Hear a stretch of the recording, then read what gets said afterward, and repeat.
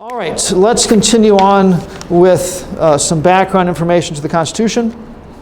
We've already talked about the definition of government and the biblical purposes of government. Does anybody want to tell us the two biblical purposes of government? If we look in the Bible tells us the government should do two things. What are those two things? I forgot your name already. Samantha. Punish evil, protect the good. I'll put this right here. Punish evil, protect the good. It should, to me, the easiest analogy to think about it properly is a referee in a sporting event. So think of whatever sport that you're good at, maybe not good at, enjoy watching maybe. And the referee's there to make sure players don't break the rules. And by doing that, they allow the best athletes, the best teams to succeed. And that really is the way to think about the government. Punish evil, protect the good, in much that same sense. And if we think about what our current government does, if we pulled it back to just doing that, we'd have a whole lot of government workers that didn't know what to do because they would have no job, right? Nowhere in there is feeding people and paying for NIPSCO and none of those things are there. It's not the purpose of government. All right, then we talked about a little bit of backgrounds, historical background. Really, if you had to pick one place as the primary source of the thinking and the ideology of the Constitution, the Bible would probably be that place to go to. But we can look at history and see some of the wording and ideas developing there. And we did that in England with some of the major documents there, going back to the Magna Carta, ending with the English Bill of Rights in 1688. Today what I'd like to do is look at some of that historical background in America. What's going on in America. And we'll get up to the Declaration of Independence today. A very beautiful document, and we'll read just a bit of it and hopefully understand what it's teaching us. So, all right, background in America. The first thing to mention is the Mayflower Compact. Mayflower Compact. Now here we have a strange, out of character government document.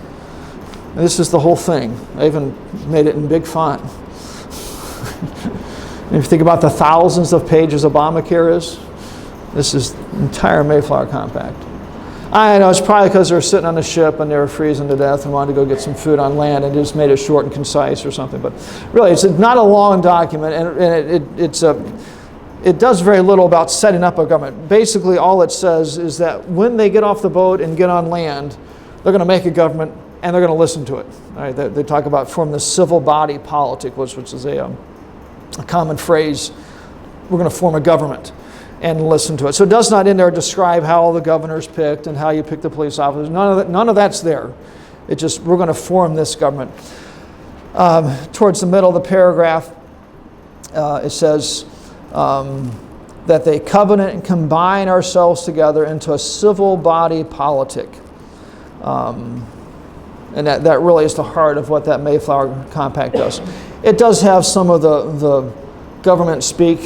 It starts off, we whose names are underwritten, the loyal subject of our dread sovereign, Lord King James, by the grace of God, of Great Britain, France, and Ireland King, etc., etc. We have some of the government speak, but if you can, if you're an English major, any English majors in here? None? Okay, if you can pretend that you're an English major and you are given this sentence, you have that part right there with a period and then it goes down to here. If you're given this sentence, you can pull it apart and get the main subject and verb out of it, and you see they're just saying they're going to form this government structure, and that's it. So really a very concise document. It really is not so much important because of how well it's written or some beautiful language in it. What we have here is an example of self-government. These people, as they came across, had been pushed out of the boundaries where the laws apply. They were given this charter to land in Virginia, and they had been pushed out of that by some storm. So they were outside that territory. It'd be like Mr. Schrock saying that, in the boys' dorm, these are the rules, and we expect you to abide by them. And a bunch of you guys go out, deceive somebody you don't like, and you get them to go camping with you out in the back, and as soon as you get the tent set up, you start rubbing your hands together and say, guys, we're no longer in the dorm. All those things Mr. Schrock said don't apply. right? They were in that type of position. And they were afraid that there were some people that would behave like you guys. They used a phrase, they were afraid they would use their own liberties and just make a big mess of this thing. So they're outside those boundaries, and they didn't want to have that chaos and disorder there. So they come together, a very, in one sense, very remarkable example of self-government. If you can imagine a group of you guys going out there camping, and one of you getting all of you together and say, all right, guys, we're outside the dorm. Let's make a couple of ground rules here so that we have some order. Any of you guys imagine you being the one to head that up? I wouldn't. I know we're talking about something on a much less significant level, but they were in that type of situation. And before they got off to start doing anything, they got this settled, that they were going to form a government, and everybody listened to it once that was done. So the Mayflower Compact, there we have self-government. Once we get to the Constitution, we have a much larger group of people in numbers doing a similar thing, getting together and forming a government structure and them agreeing to listen to it, self-government. So. All right, so that's the Mayflower Compact. The next thing to talk about here in this background in America is the Fundamental Orders of Connecticut. Fundamental Orders of Connecticut. Now, you can tell that we've advanced in our government speak, because this document is 2 pages long, a very small print. And if you ever have trouble sleeping, this is the cure for insomnia right here. I mean, it's not quite as good as reading your Bible, but it's very close. Right? Very close. All right, Fundamental Orders of Connecticut. These come along in 1639. And this is an actual description of how the government should operate. They talk about when they're going to have business meetings and the government getting together to make decisions, council meetings, and if there's going to be a meeting, they have to post notices for so many days ahead of time so people know about it. So it gets into all the nitty-gritties of how the government's going to actually operate. So we don't have there this example of self-government, but we do have an example of a constitution. And it's usually considered the first written constitution in America. Prior to this, there were charters, which was the king granting permission to these people to come and start colonies. And in the charter, there were rules and restrictions, but much more of a king-imposed or government-imposed rules. Here we have these people getting together and forming their own governing document. So the Fundamental Orders of Connecticut. Again, this is not important because they had such a wonderful way of having their business meetings. All right. But the fact that they did this, they formed their own constitution and agreed to live by it, that is significant. All right, so the Fundamental Orders of Connecticut, they're in the colonial time.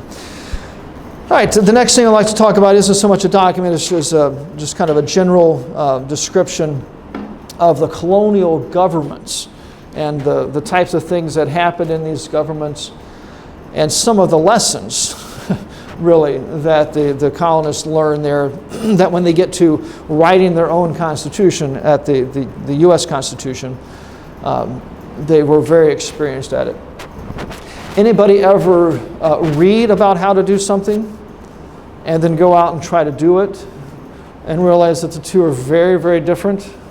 Right. Anybody want to give an example of something you read about and then tried to do? What's that? Basic auto. Yeah, or even better yet, you could YouTube it and watch somebody else do it. And if you look close, there'll be these cuts in the video, and it cuts out all the time where they're hooking up 3 different extensions to get enough leverage to get the bolt off. Just take the bolt off and you show them finger tightening it off. But yeah, it's very different when you go to do it. Okay, I remember once being at work party with one of the engineers in our church who had drawn the plans for this thing that we had to build. It was a platform to hold one of the big air handlers for this building. So it designed a platform to span across some of the trusses and distribute the weight. I just remember him looking at the plans and looking at the actual physical site, and he says, wow, this is different. And he was used to just drawing plans and passing them off to the construction crew and let them figure it out. But now he was a construction crew and he says, ooh, it's very different, but drawing it and actually installing it. Okay, and in a very real sense here, our founding fathers, they had installed it before. I mean, it wasn't just this theory to them.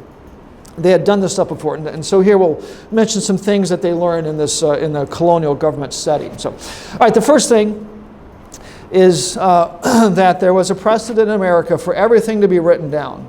A written, not necessarily like a journal of everything you did through the day, but government rules, regulations written down. A government document, writing, everything written down, not just tradition. That type of thing. Everything written.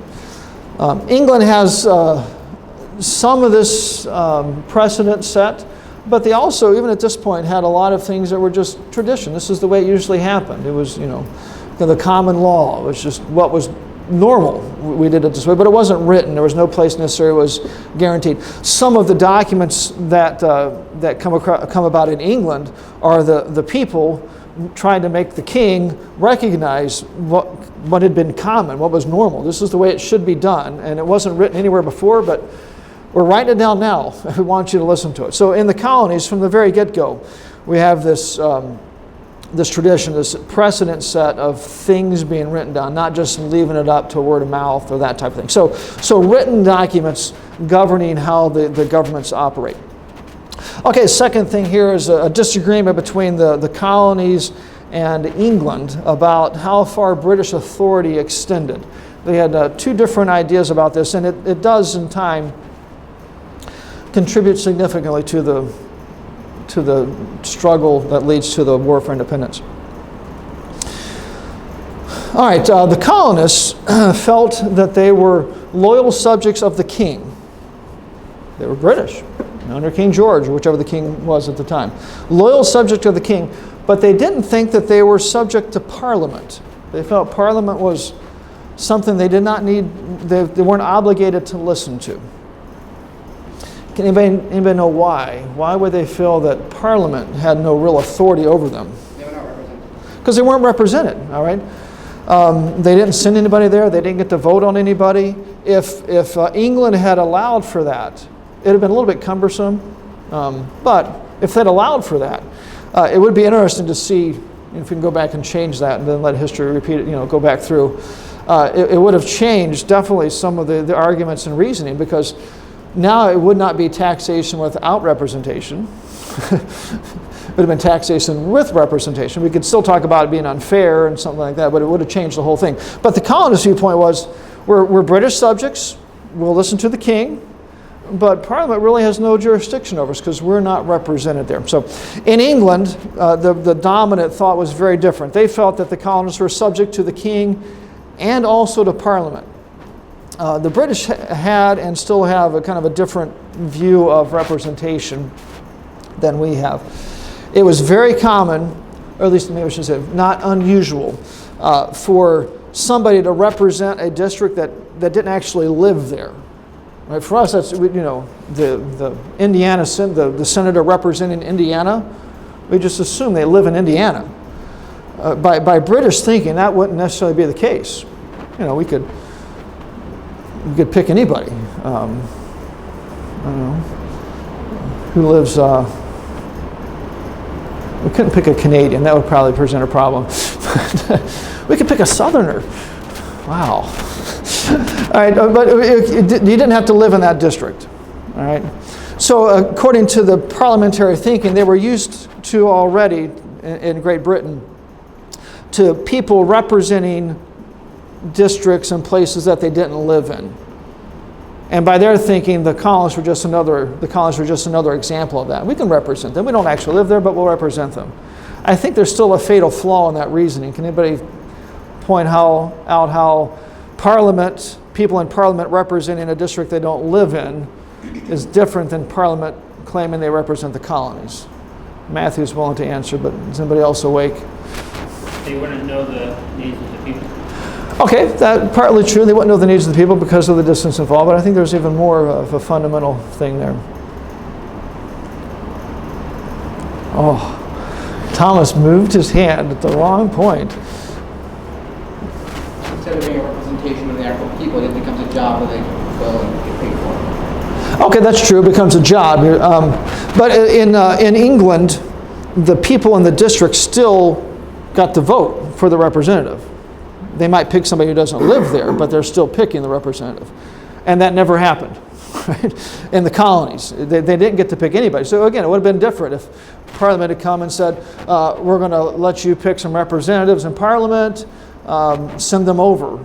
Or you can pick somebody that already lives in England and let them be a representative. But that never happened. So partly you can understand the disagreement, but really if you boil it down, Parliament was still imposing on the colonists something that they didn't impose on the rest of England. I mean, everyone there got to vote, whether or not the representative lived in your district, you got to vote.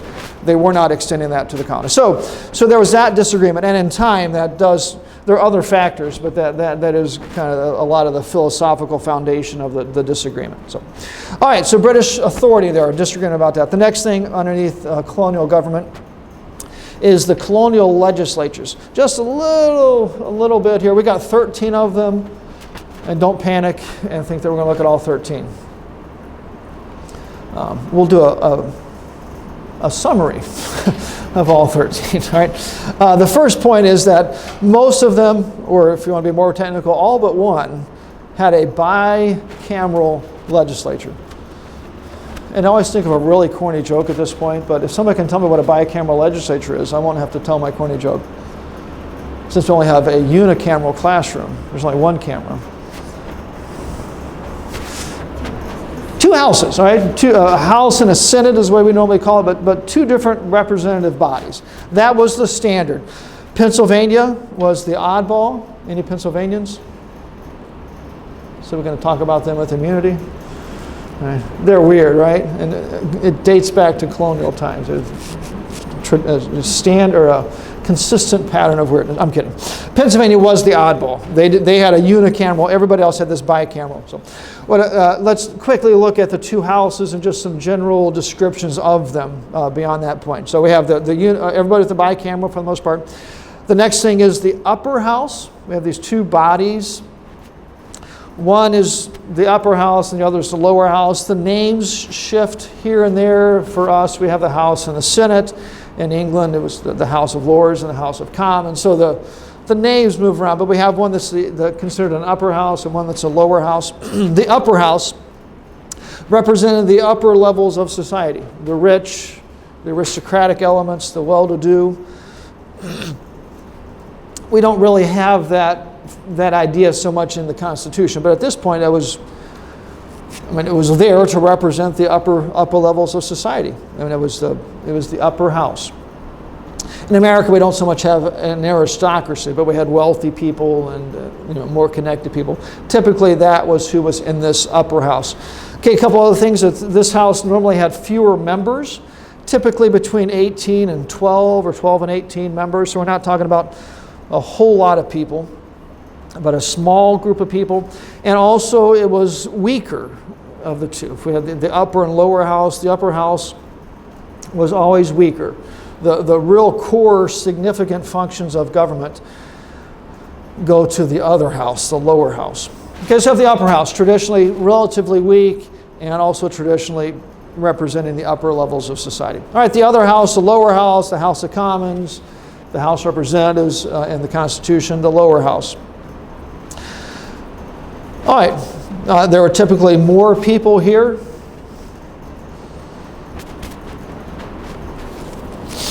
In the colonies, varying with the colonies, somewhere between 50 and 75% of the adult males were eligible to vote. Sorry, girls. It used to be a Christian country, guys.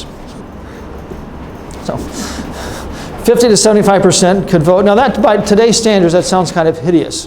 But that really was, we were pushing the envelope there of people voting. That was ahead of England at the time. All right, a lower percentage of males in England got to vote. So it's easy to look back and just talk about, wow, this is so horrible. But if you put it in, in the historical setting, this was well ahead of others. So if 50 to 75% could vote, this lower house then also was more powerful. I'm going to mention a couple of duties that this lower house had, or responsibilities and powers that it had. But it was more powerful. All right, the first one is kind of two things together. They controlled taxing and also controlled spending. sometimes just collectively referred to as the power of the purse. And again, we've got 13 colonies, so the particulars would change from place to place, but basically, any new tax had to be approved by this lower house. The governor, the king, the aristocrats in the upper house, they couldn't, without this lower house approving, there couldn't be any taxes. There couldn't be any changes, as well as spending. All right, there could be no money spent unless this lower house approves of it. All right, so that's a very significant. In the Constitution, the lower house, any bills along this line have to originate there. Right, so you couldn't even have senators originating some idea about taxing. It has to start in the actual house. So we would have had different rules at this point, but that idea, they controlled taxing and spending. And one other that to me isn't quite as obvious to recognize why this is important, but it really is they controlled drawing the districts for representation. Right? I'm going to have you put on your evil politician thinking cap. Some of you might not have to change. Well, I mean, you still got the evil hat on. Just put the politician hat on instead of the student hat.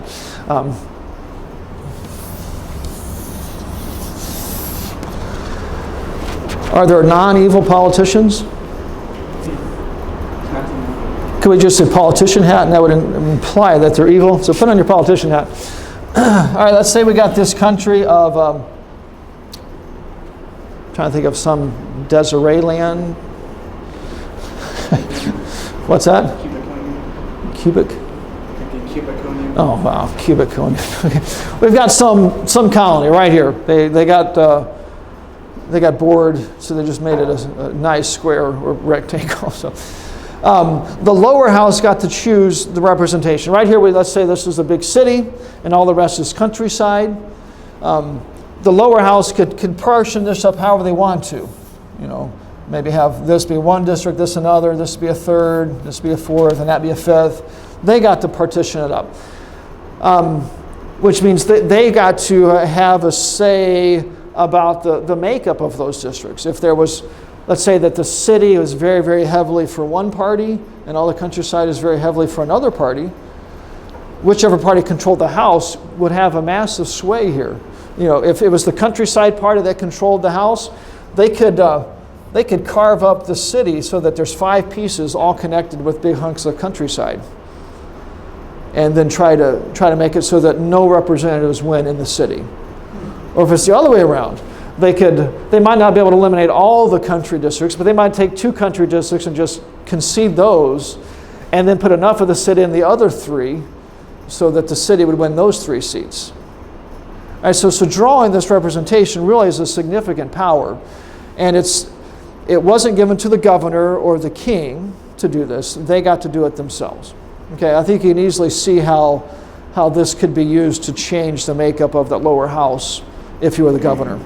And it wasn't given to the governor. Our current house has the same power. In conjunction with the states. We'll get there.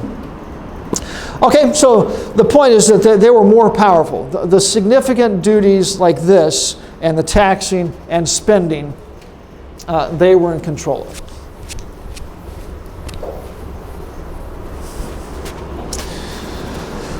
All right, one other thing here with the lower house is a contrast between the lower houses and the colonies and Parliament. I've already mentioned the situation in Parliament there. You were not required to live in the district you represented. So you could live in London and represent, some country district way up north. That was perfectly fine. In the colonies, you had to live in the district. That was the standard. You had to, whatever part of the colony you're representing had to be the one that you lived in. If you read about Winston Churchill, there's times when he was in the House of Commons, I believe it was, that he runs in the election against his chief opponent in the lower house. So he would just run in his district trying to bump him out. And at least in one of the cases, he lost that race, but another district elected him, and he didn't live in either one. So that type, it does add a whole new series of things to think about in elections. If you don't like the representative down in Florida, well, just run against him. If they vote on you, then it works. So anyway, that's a major difference. It really is not necessarily wrong the way Parliament does it. I'm not trying to say that that's wrong. It is different. In one sense, if the people of Indiana pick a senator who lives in California to be the representative, I mean, it's our representative, right? That'd be kind of crazy. Sorry, aren't you from California? It'd be insane, wouldn't it?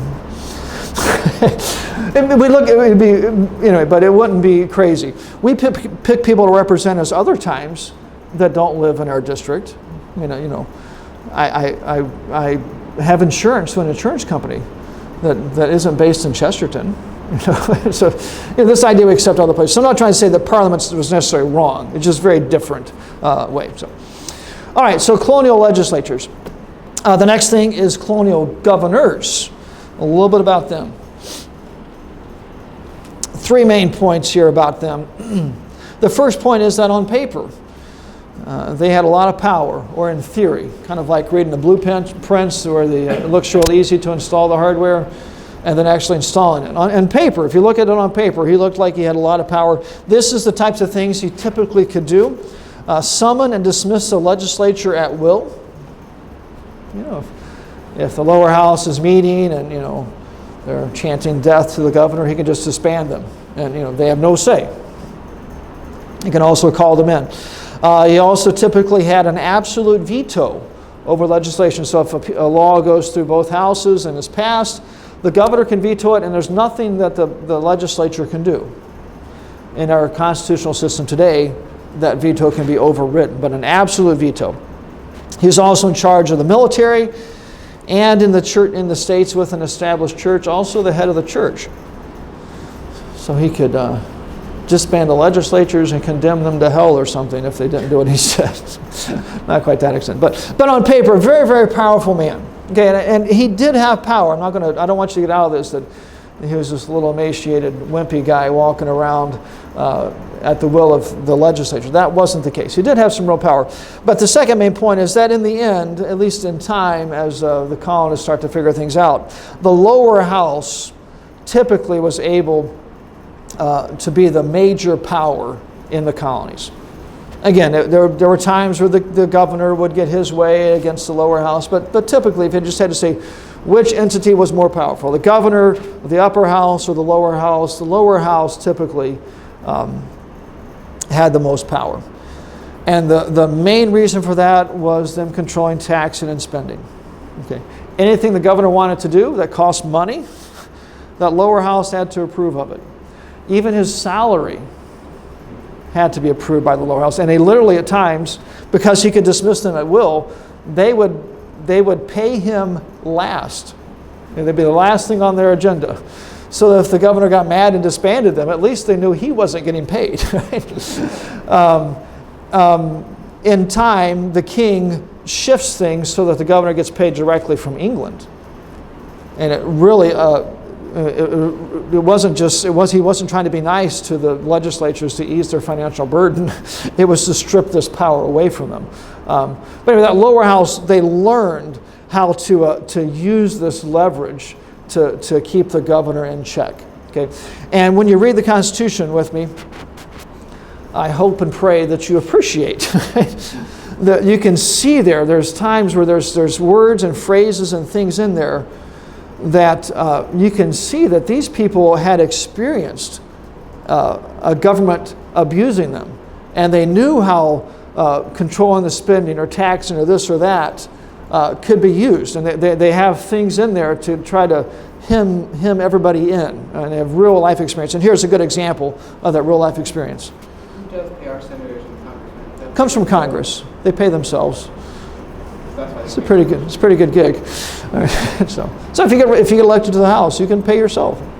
You have to increase your pay and then get reelected, and then you get the pay increase. So you at least have to face election again. But yeah, they pay themselves.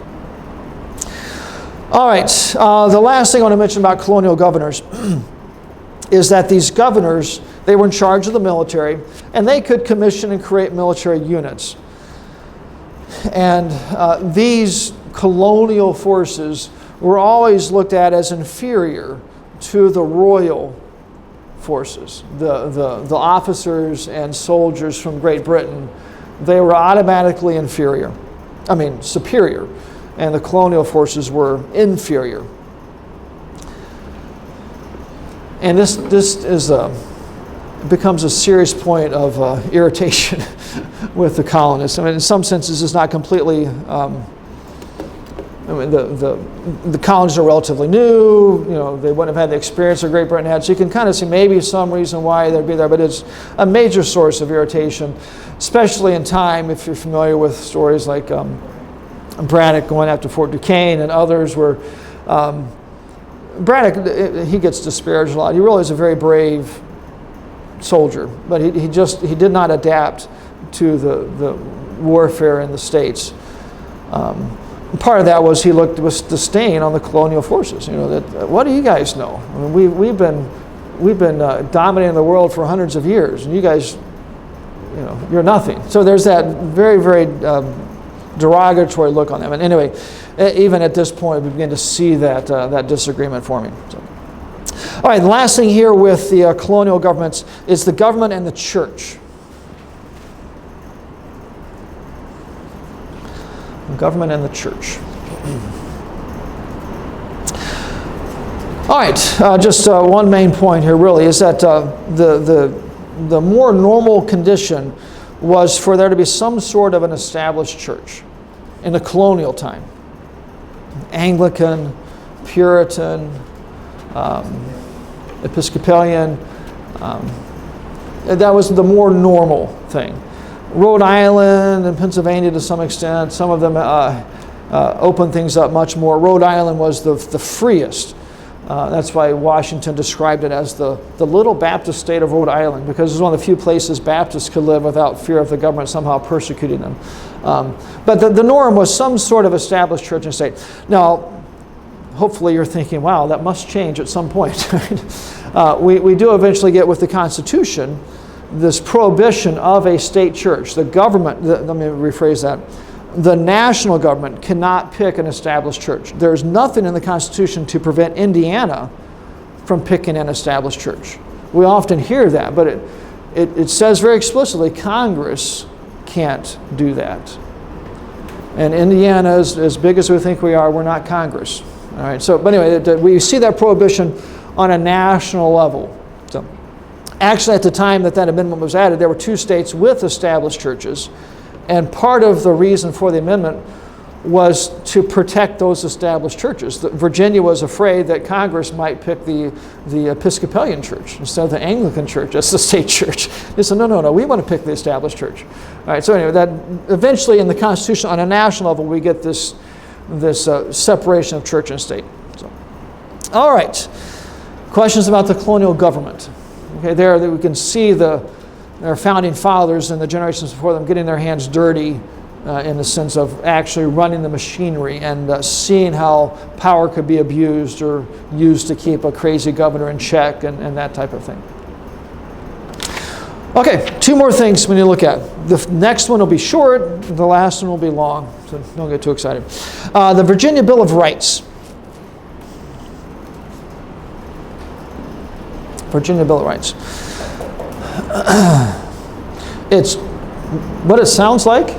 It's a Bill of Rights that comes out of Virginia. It was produced in June of 1776, just prior to the Declaration of Independence. So we're not going to read it a whole lot, but it is looked at, and I think justly so, as the best example of these types of documents. Many of the colonies produce some sort of statement of basic rights, and Virginia's is looked at as kind of the most well-stated, most thorough. You might recognize the guy who wrote them, George Mason. Anybody know that name? Just pretend that you do. So anyway, the Virginia ones are very, very well known and are very well written. If you ever read them, you'll see a lot of the phrasing and wording being similar to things in the Constitution and the Declaration of Independence. A lot of the ideas are carried straight over, especially if you get into the Bill of Rights added to the Constitution. There's a lot of very, very similar items. All right, so the Virginia Bill of Rights, it's the most well-known and I think legitimately so. Okay, now let's talk about the Declaration of Independence. Declaration of Independence.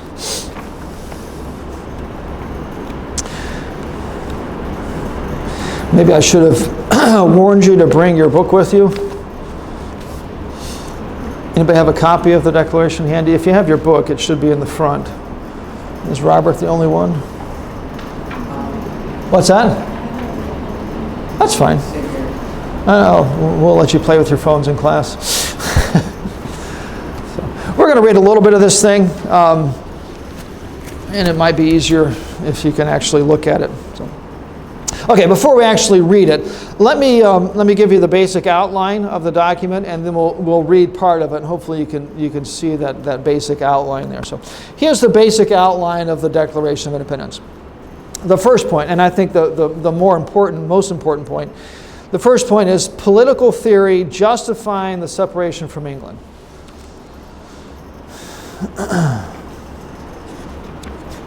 This is primarily the second paragraph, the one that starts off with, "We hold these truths to be self-evident." There they go on to make some statements about basic political theory, basic ideology, and how that then justifies them separating from England. We will take some time and go through that. We'll read parts of that, but I want to give you 4 main points that are made in that section. The other 2 sections, I'll just give you the main divisions without any subpoints.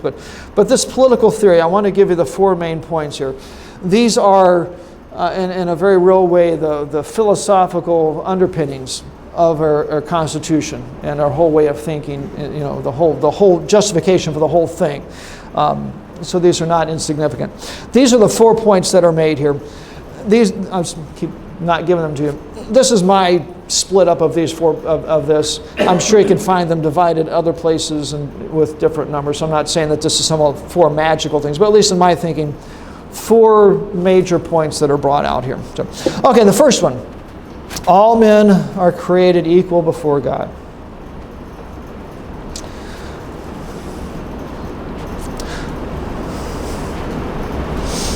I think it was Obama once who quoted part of this, and the phrase is that all men are created equal, and he dropped the created part. Right? I mean, it is significant that our founding document here states that we are created. We didn't evolve. There is a creator. There's a God that made us. So all men created equal.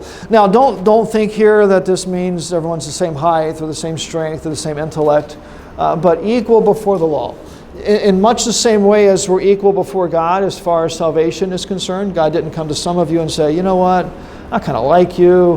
Why don't you take this route to heaven? And others, if you want to come to heaven, it's going to be hard. There's not this inequality before God's law. And I'm not sure why I pointed to the guys for the people that God didn't like and the girls the ones that he did. It was just happenstance. But we're equal before God's law. And in much the same way here, we're equal. When we're standing before the government and the government's deciding, somebody commits murder, another guy, he should face the same penalty as anybody else that commits murder.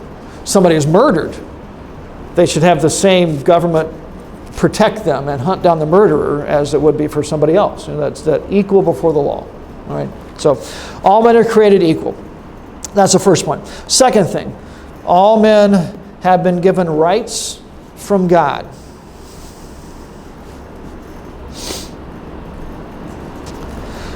That they have been endowed by their Creator with certain unalienable rights. Rights come from God. God gave us these rights. There's several significant things to think about with that, but one of them is that they're from God. So if I claimed I have a right to rob the bank in town, you could very justly say, wait a second, that's not a right from God. And how could you say that? What does God say about stealing? Tells us that's wrong. So if I claim I have a right from God that goes directly contrary to His Word, then it doesn't make any sense to say it's a right from God. And they are here talking about the Bible. They're not talking about the Quran or the Hindu Vishna or whatever, Vedas, I think it's called. We're not talking about those holy books. We're talking about the Bible. All right. So today we have all this talk about it. We have these rights. We have these rights. I have a right. I don't have a right, but people claim they have a right to gay marriage. It'd be fun to see somebody say, "From God." That's interesting. Where in the Bible is, we can point to where God talks directly against it. So here they are saying we have rights from God, from the God of the Bible. That's where they come from. So the Declaration gives a quick summary of these. So three main sections. The Jefferson and the Constitutional Convention here, or not the Constitutional Convention, Continental Congress, they did not originate this division. It was a very common way to kind of summarize all of these rights from God. And let me give you the three. You'll recognize these. They're the right to life. That's one of these rights from God. The right to liberty.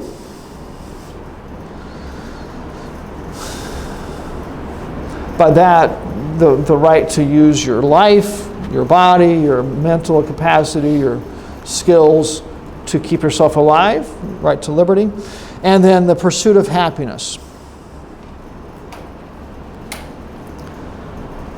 So you can read other documents. In fact, next class I'll read you a quote from Blackstone, where he talks about these rights from God and gives these three basic categories. Sometimes the wording's a little different, but it's split up very commonly at this point into these three categories. So this, in one sense, this wasn't an effort to try to list all of the rights from God. It was just kind of saying, generally, we split them up into these three categories. We're trying to just, this whole package of rights from God: life, liberty, pursuit of happiness. All right, so we have that all men are created equal. We have that all men have rights from God. The third thing is that the governments are created to protect these rights. Lots of people get this mixed up today. It's not the government that is generous and allows us the freedom to vote or the freedom to travel or whatever. It's God that gives us these rights, and the government's job is there to protect those rights. If you want to put a little dash there, they talk about governments protecting those rights, and then they mention that the only legitimate government basically gets its consent from the governed, talking about the people participating in the government. Okay, and then the fourth point they make, we have that all men are equal before God, before the law. All men have been given rights from God. The government's there to protect these rights. And then the fourth thing is that when the government begins to destroy or to take away these rights, then it's time to change the government. And change there would not necessarily exclusively mean get rid of. I mean, they would have, in fact, they did attempt to alter the current form, stay within the current structure, and just have the problem fixed. But ultimately, jettison the government and create a new one in this case. So the government was destroying these rights from God. Okay? They justify the whole existence of our nation on the fact that we're created beings from God, and God has given us rights. Okay, that's the first point. And that really, as far as the long-term implications and the philosophical foundation of our country, that is the important part. But there are some other things in the Declaration, and let me give you the other points. So that was all the first point: political theory justifying the separation from England. The second point is a list of all of the bad things England had done. They had phrased it as repeated injuries and usurpations. Just a listing of, if you have a copy, you want to swipe down the screen or flip pages. In mine, if you can see it, that paragraph that outlines everything starts here and ends there. Kind of a long paragraph. But then we have this list. Starts with he has, and he has, and he has, and he has, and he has, and he has, and he has. It goes on and on. All the different things that the king, and then at one point they talk about the king and parliament working together to do things. So just a list of all the bad things England has done. So as far as the most words of the Declaration, that's the longest section. It really is providing the examples. The first part is the more important though. All right, then the last thing is the actual Declaration. It's the Declaration of Independence. So at the end, they actually get around to that. They don't just say we have the right, they say we do. They actually separate from England. It's really hard for us to appreciate what these guys were doing when they signed this document. While we're talking about crazy guys in the dorm doing things, imagine a group of you get out there by the out in the back in the woods by the parking lot, and you're camping, and one of you says, let's conspire to assassinate the governor of Indiana.